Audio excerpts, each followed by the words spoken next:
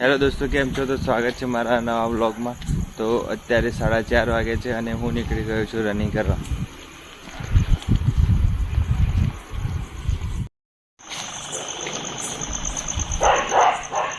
युद्ध हो रहा है। मस्तान जीटी नहीं मस्त। તો દોસ્તો ફાઇનલી આવી ગયો છું બ્રિજ પર અને અહીંથી મારે લગાવવાની છે રનિંગની સ્પીડ। તો જોવું આજે કેટલું રનિંગ થાય છે, તો વ્લોગમાં બન્યા રહેજો।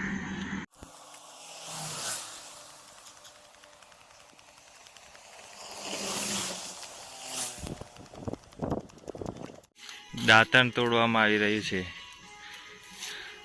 બસ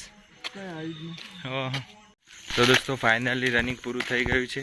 આજે ટોટલ 2.5 કિલોમીટર જેટલું રનિંગ થયું છે। શું એ પંખાનું। તો હવે જાઉં છું ઘરે ફટાફટ। વાગ્યા છે હવે 5, 5:30 જેવા। ये जगह बहुत भयानक है, जानलेवा खतरा हो सकता है। તો દોસ્તો ફાઇનલી આવી ગયો છું ઘરે અને આજે ટોટલ 2.5 કિલોમીટર કે 2 કિલોમીટર જેટલું રનિંગ કર્યું છે। ચેક નથી કર્યું પણ રેન્ડમલી બધું રનિંગ કર્યું છે ધીરે ધીરે, એટલે એટલું રનિંગ થયું હશે અંદાજે। અને થોડો થાક પણ લાગે છે હવે, કેમ કે રનિંગ છૂટી ગયું થોડા સમય માટે, વરસાદ હતો એના કારણે। તો હમણાં ફરી ચાલુ કર્યું છે એટલે થોડો થાક લાગે છે અને જે સ્પીડ આવે છે એ આવતી નથી। તો જોઈએ હવે ધીરે ધીરે રનિંગ વધારીશું। અને અત્યારે વાગ્યા છે 6 અને થોડું રનિંગ કરું, થોડું સ્ટડી કરું અને પછી નાસ્તો બાસ્તો કરી અને લાઇબ્રેરી જવાનું વિચારું। ચલો તો થોડું વાંચી લઉં। મારા ટેબલ ઉપર બધું જે તે પડી રહ્યું છે તો બધું સરખું કરી દઉં પહેલાં હું, અને પછી મારું જે છે વાંચવાનું એ ચાલુ કરું। કેવું બધું પડ્યું છે વિખરેલું, તો સરખું કરી દઉં બધું ફટાફટ।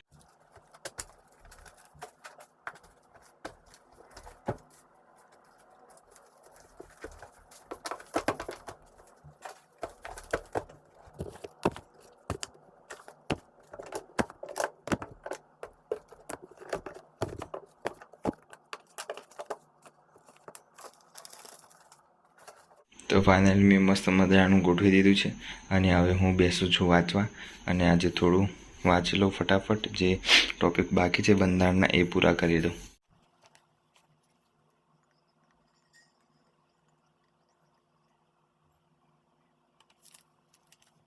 તો દોસ્તો ફાઇનલી આ અમુક જે ટોપિક હતું એ પૂરું કર્યું છે અને એનો પણ આગળ બીજો ટોપિક હતો એ પણ પૂરો કરી દીધું છે। તમને દેખાડું કે જો મેં અમુક જે હતું એ ટોપિક પૂરો કરી દીધો છે, જે વાંચવાનો હતો મારે, અને ફટાફટ બહુ નાનું જ હતું ટોપિક એટલે પૂરું થઈ ગયું છે। અને પછી સંઘ અને તેનું રાજ્યક્ષેત્ર બાકી છે, પણ એ થોડા 1-2 ઉપર જોઈ લીધું છે એટલે વાંધો નહીં આવે એવું નથી।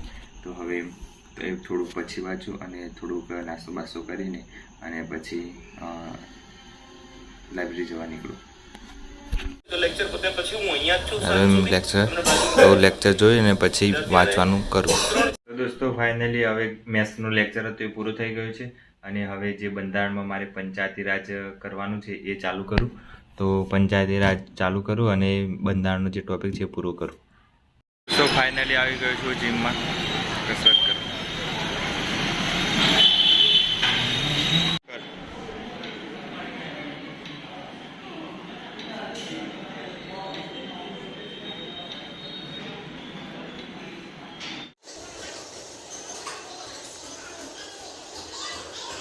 તો દોસ્તો ફાઇનલી વર્કઆઉટ ખતમ થઈ ગયું છે અને આવી ગયું છે બોડીમાં ખતરનાક પંપ। તો હવે જાઉં છું ઘરે। દોસ્તો મસ્ત મજાનો ફ્રેશ થઈ ગયો છું અને જમીને હવે બેસી ગયો છું હું મારા સ્ટડી ટેબલ ઉપર। અને આ જે બંધારણ સબ્જેક્ટ છે એ પૂરું કર્યું છે અને જે ઇતિહાસ સબ્જેક્ટ છે એ ચાલુ કરવાનો છે। જે આ રહ્યો ભારતનો ઇતિહાસ છે, પ્રાચીન અને અંત્યકાલીન આના અંદર છે।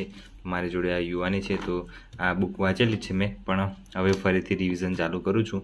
તો આ વાંચવાનું છે અને જે બંધારણ છે એનું રિવિઝન આજનું પૂરું કરી દેવાનું છે। તો આજે આ રિવિઝન પૂરું કરું રાત્રે અત્યારે, અને પછી ઇતિહાસ સબ્જેક્ટ આજે લઉં કાં તો કાલથી ચાલુ કરું, તો પછી ખબર પડે કે શું થાય છે શું નહીં। બંધારણનું સબ્જેક્ટ તો હવે પૂરું થઈ ગયું છે ઓલમોસ્ટ।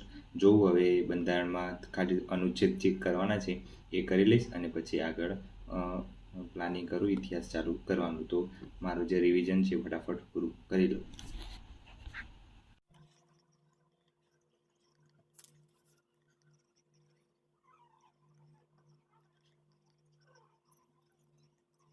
તો દોસ્તો ફાઇનલી મારું જે રિવિઝન હતું બંધારણનું એ પૂરું કરી દીધું છે મેં.